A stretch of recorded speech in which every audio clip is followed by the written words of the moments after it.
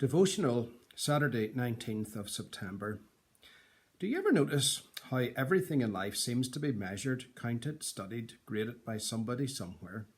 Let's face it, most likely to succeed is not the prediction anyone except God would have made for the baby born in Bethlehem some 2,000 years ago.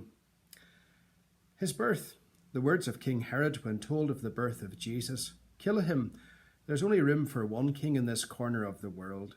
The number of religious leaders who believed a Messiah had been born in Bethlehem, 0. The type of people who did believe, a few stargazers, some nighttime shepherds, and a peasant couple called Mary and Joseph. And what about his ministry? The reaction of his hometown folks, stone him. The number of disciples Jesus recruited, 70. The number of disciples who defended him to the authorities at his arrest, 0. The number of lepers, blind and lame people Jesus healed, too many to count. The number of lepers, blind and lame people who defended Jesus on the day of his death, 0. And his execution, the number of times Jesus prophesied that he would come back to life 3 days after his death, 3. The number of apostles who heard the prophecy, all of them. The number of apostles who waited at the tomb to see if he would do what he said he would do, 0. The number of followers who believed in the resurrection before it occurred, well, you do the maths. And his movement, the official response of the Jewish leaders to the rumours of the resurrection, of course they say he's alive. They have to. What else can they say?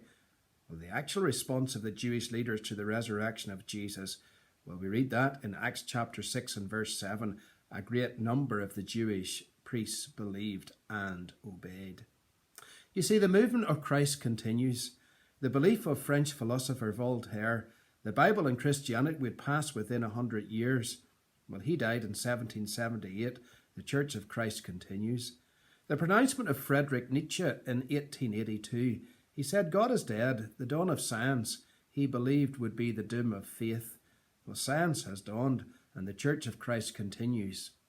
And the way a communist dictionary defined the Bible is a collection of fantastic legends without any specific support. Well, what's happened to communism? It's diminishing, but the Church of Christ continues. You see, the facts are that the Church of Christ has never been stronger.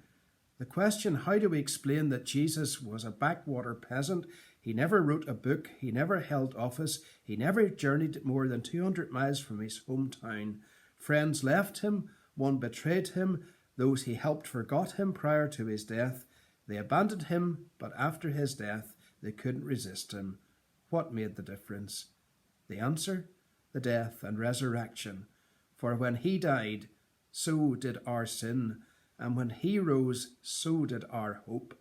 For when he rose, your grave was changed from a final residence to a temporary housing. And the verdict after 2 millennia, Herod was right. There is room for only one king. Make sure he's king of your heart.